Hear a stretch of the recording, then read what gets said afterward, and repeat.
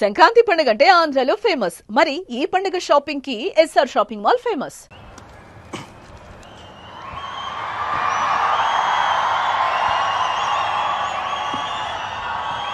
ఒక సదుద్దేశం, ఒక సదాశయం లేకుండా ఒకరు కన్యాకుమారి నుంచి కశ్మీర్ వరకు నడిచిన అది ఒక నిరర్ధకమైన నడకగా చరిత్రలో మిగిలిపోతుంది.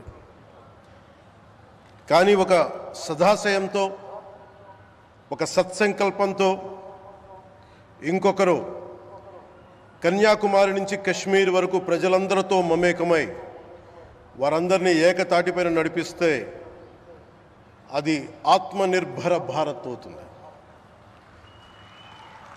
అదే కన్యాకుమారి నుంచి కశ్మీర్ వరకు ప్రజలకి వారి పరిసరాల శుభ్రత యొక్క బాధ్యతను తెలియజేస్తే అది స్వచ్ఛ భారత్ అవుతుంది. అదే కన్యాకుమారి నుంచి కశ్మీర్ వరకు ప్రజల గుండెల్లో దేశభక్తి, ధైర్య సాహసాలతో నింపితే అది పటిష్టమైన, బలిష్టమైన భారతం అవుతుంది. అది ఒక రోజున అఖండ భారతం అయి తీరుతుంది.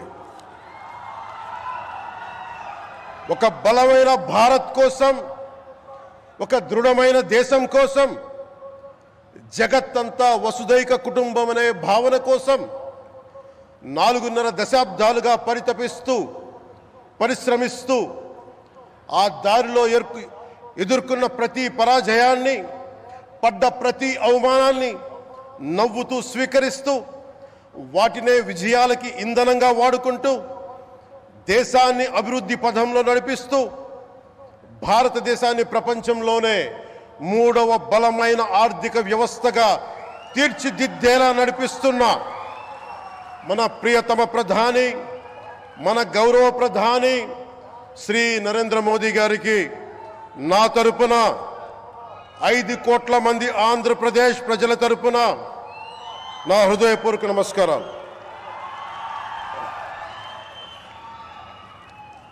విద్యార్థి నాయకుడిగా రాజకీయాల్లో ప్రవేశించి రెవెన్యూ మంత్రిగా, ఆర్థిక మంత్రిగా మొదలై తెలుగుదేశంకి రథసారథి అయి 4వసారి ముఖ్యమంత్రి అయి తెలుగు ప్రజల్ని అభివృద్ధి పదంలో నడిపిస్తున్న దార్శనికులు, రాజకీయ ఉద్దండులు గౌరవ ముఖ్యమంత్రి శ్రీ నారా చంద్రబాబు నాయుడు గారికి నా హృదయపూర్వక నమస్కారం.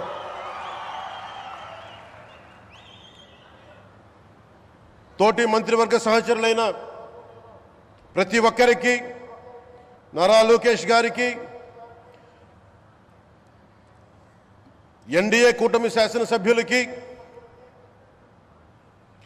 నాయకులకి,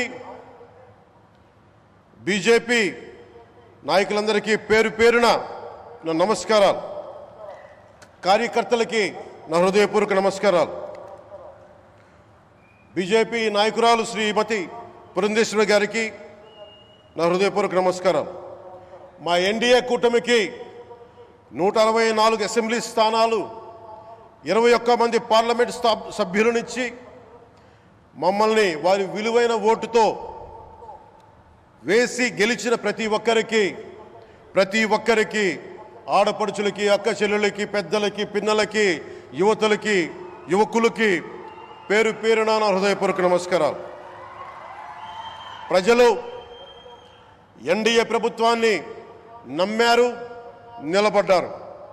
అలా నిలబడినందుకే ఈ రోజున మన గౌరవ ప్రధానమంత్రి గారి సారథ్యంలో ఈ ప్రారంభోత్సవాలు కానీ, శంకుస్థాపనలు కానీ, అది దక్షిణ కోస్తా రైల్వే జోన్ కావచ్చు, కృష్ణపట్నం ఇండస్ట్రియల్ పార్క్ కానీ, గ్రీన్ హైడ్రోజన్ హబ్ కానీ, అనకాపల్లి బల్క్ డ్రగ్ పార్క్ కావచ్చు, 6 కొత్త రైల్వే ప్రాజెక్టులు కావచ్చు, వీటన్నిటిని వచ్చే పెట్టుబడి దాదాపు 2,10,000 కోట్ల రూపాయల పెట్టుబడులు, 7.5 లక్షల మందికి ఉపాధి అవకాశాలు.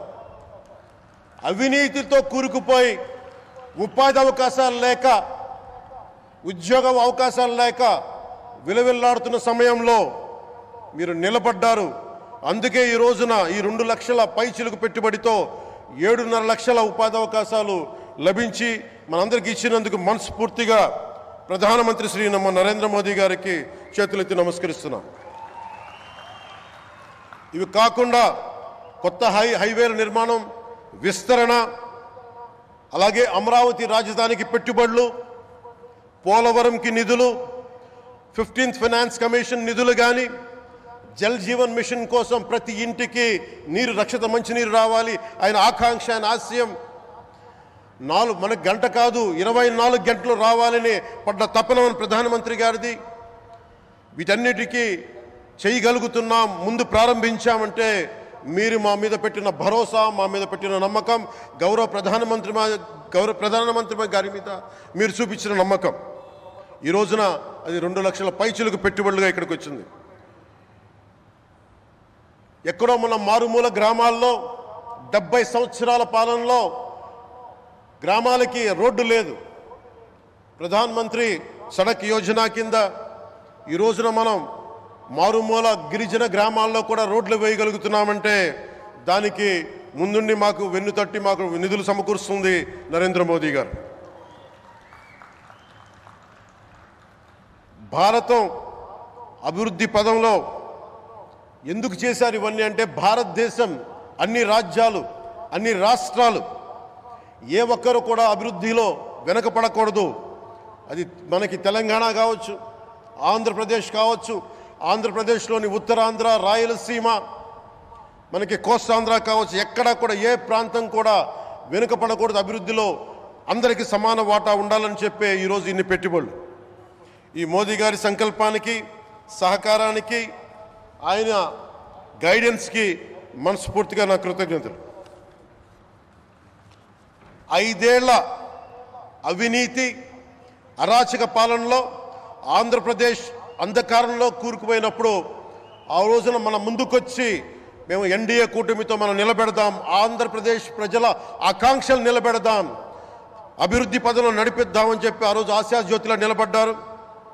అసలు అభివృద్ధికి ఆస్కారమే లేదు ఆంధ్రాకి అనే స్థితి నుంచి అభివృద్ధి అంటే ఆంధ్రానే అని చెప్పుకునేలా గౌరవ ముఖ్యమంత్రి గారి నాయకత్వం, చంద్రబాబు గారి నాయకత్వంలో, ప్రధానమంత్రి గారి నిర్దేశకత్వంలో, వారి సూచనలతో సహకారంతో క్యాబినెట్ కానీ, మంత్రివర్గ సహచరులు కానీ, ఎన్డీఏ కూటమి ఎమ్మెల్యేలు కానీ, మేమందరం కార్యకర్తలు అందరం కష్టపడతాం. అహిర్నిశలు రేయం భవళ్ళు కష్టపడతాం. దేశ ప్రగతిలో భాగస్వామ్యులు అవుతాం. మేము ప్రధానమంత్రి గారికి అండగా ఉంటామని తెలియజేసుకుంటూ, ఆంధ్రప్రదేశ్లో ఉన్న ఆంధ్రాకి వెలుగుతో నింపుతున్న మీ నిండు హృదయానికి నా హృదయపూర్వక కృతజ్ఞతలు తెలియజేసుకుంటున్నాను. మరోమారు మీ అందరికీ ధన్యవాదాలు తెలుపుకుంటూ, నమ్మకం పెట్టారు. మీరు పెట్టిన నమ్మకానికి ఈ రోజున 2 లక్షల పైచిలకు పెట్టుబడులు తీసుకొచ్చాం. ప్రధానమంత్రి గారు ఉండటం వల్ల, సమర్థవంతులైన చంద్రబాబు గారు ఉండటం వల్ల మేమందరం నేర్చుకోవడానికి, పనిచేయడానికి సంసిద్ధంగా ఉన్నాం. సో మీరందరూ ఇదే సహకారం ఇవ్వాలని మనస్ఫూర్తిగా కోరుకుంటూ, ఆ భగవంతుడు, ఆ లక్ష్మీ నరసింహుడు ఈ దేశాన్ని మరింత ప్రగతి పదంలో నడిపించేలా గౌరవ ప్రధానమంత్రి శ్రీ నరేంద్ర మోదీ గారికి దీర్ఘాయుష్ ఇవ్వాలి, ఆరోగ్యం ఇవ్వాలని మనస్ఫూర్తిగా కోరుకుంటూ, ఆ లక్ష్మీ నరసింహుడిని వేడుకుంటూ సెలవు తీసుకున్నాను. జై భారత్, జై హింద్.